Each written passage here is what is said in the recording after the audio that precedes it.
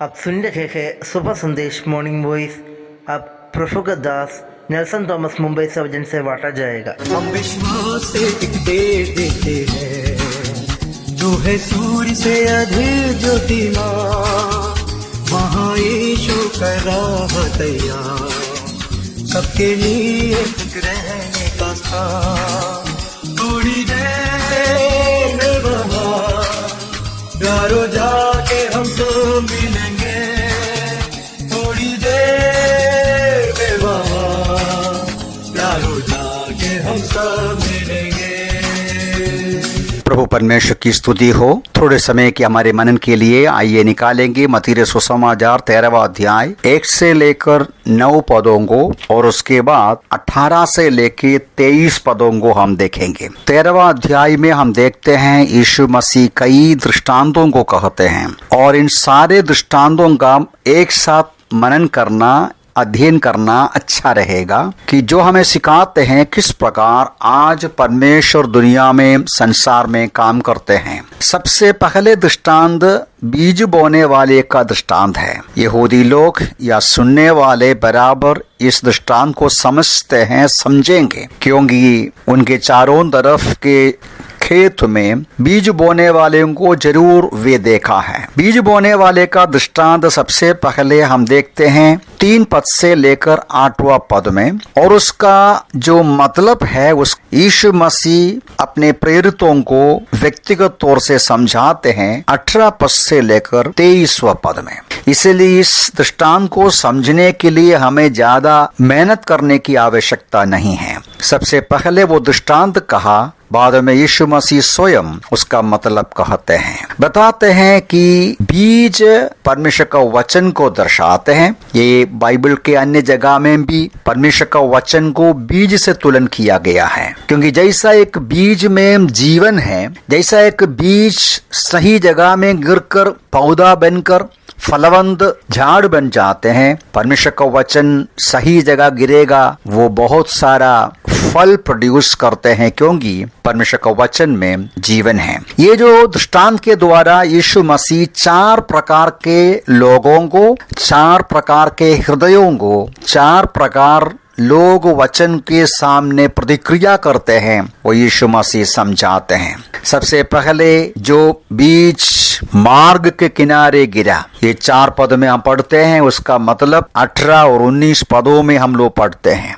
यीशु मसीह कहते हैं जब कोई व्यक्ति राज्य का वचन सुनते हैं और उसे नहीं समझता, वो दुष्ट आकर जो कुछ उसके हृदय में बोया गया छीन ले जाता है। यह मार्ग के किनारे की वो भूमि है जिस पर बीज बोया गया था। प्रभु यीशु मसीह बताते हैं मार्ग मतलब खेत के चारों तरफ जो मार्ग होता है वो जरूर कठिन जगह है, वो टूटा हुआ एक जगह नहीं। वहां बीज रहेंगे एक दिन या कुछ घंटे, उसके अंदर चिड़िया आकर उठाकर ले जाते हैं। यीशु मसीह समझाते हैं कि वो ऐसा मनुष्य है जो वचन सुनकर समझते नहीं, समझने का इच्छा रखते नहीं, और उसका मन से दुष्ट यानी शैतान वो वचन को उठा ले जाते हैं।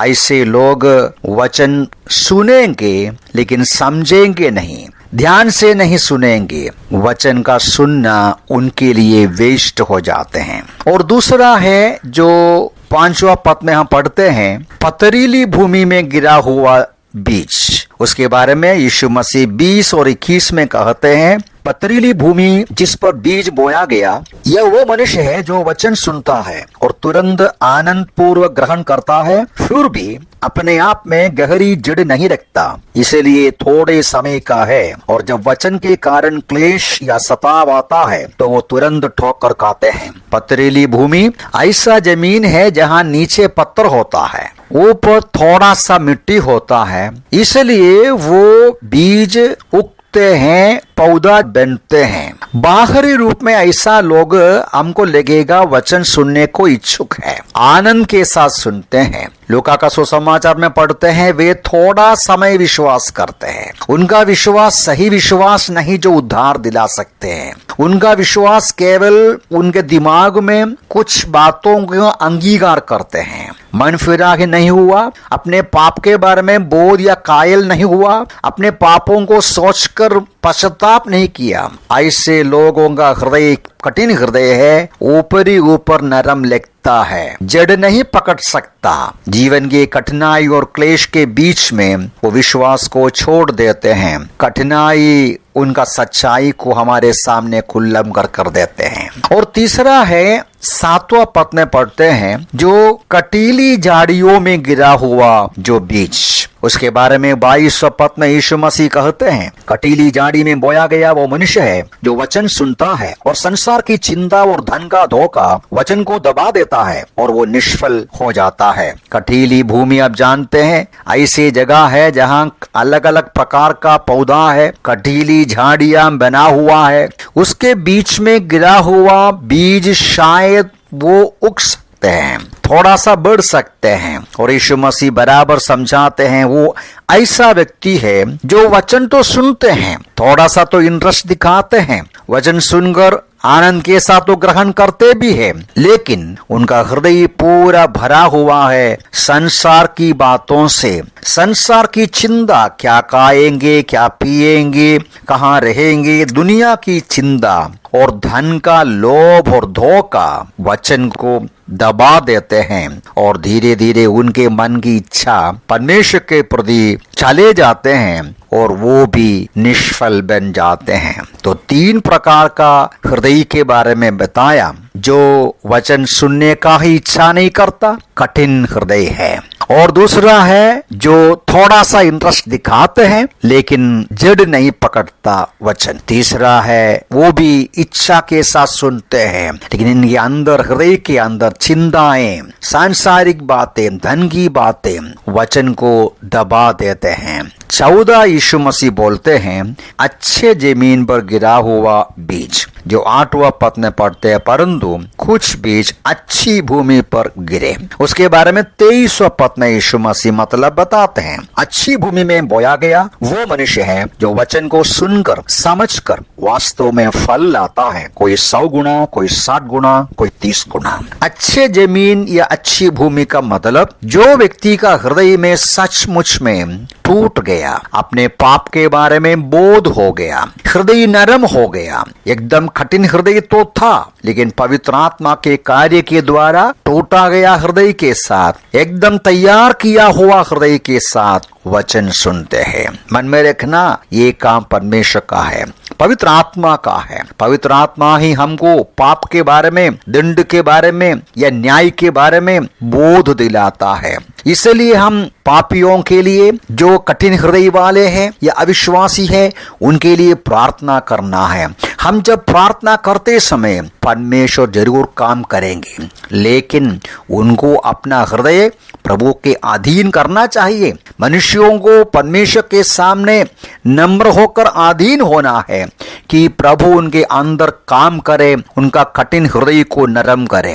और ऐसा कठिन हृदय को नरम हो गया, उनका जो हृदय तैयार हो गया, वे वचन सुनते हैं। प्रभु ने कहा वो सुनते हैं, समझते हैं और वास्तव में फल लाता है, 100 गुना, 60 गुना, कोई 30 गुना। मतलब वचन जो सुनते हैं सब लोग एक ही प्रकार का फल देगा नहीं, लेकिन अलग अलग तरीके में उनका फल होता है, लेकिन कुछ न कुछ फल तो जरूर निकलते हैं, कोई 100 गुना या 60 गुना, कोई 30 गुना। प्रभु सहायता करें, हम अपने हृदय को जांचें। परमेश्वर का वचन सुनते समय हमारा हृदय कैसा है? क्या मार्ग में गिरा हुआ वचन जैसा वो चिड़िया उठा कर ले जाते हैं? क्या पथरीली भूमि पर गिरा हुआ वचन जैसा हमारा हृदय की गहराई में कठिन हृदय है, केवल बाहरी रूप का इच्छा दिखाते हैं? कटीली झाड़ी में बोया गया जैसा है, दुनिया का चिंता विचार हमारे अंदर भरकर वचन के लिए स्थान नहीं बनता। क्या अच्छी भूमि है? अपने हृदय को जांचने के लिए सहायता करें, वचन सुनने का तरीका को जांचने के लिए सहायता करें। परमेश्वर का वचन सुने और सुनकर समझे और उसके अनुसार का जीवन बिताएं आज्ञाकारिता के साथ। प्रभु इन वचनों से मैं सहायता करें। प्रभु के नाम की महिमा हो।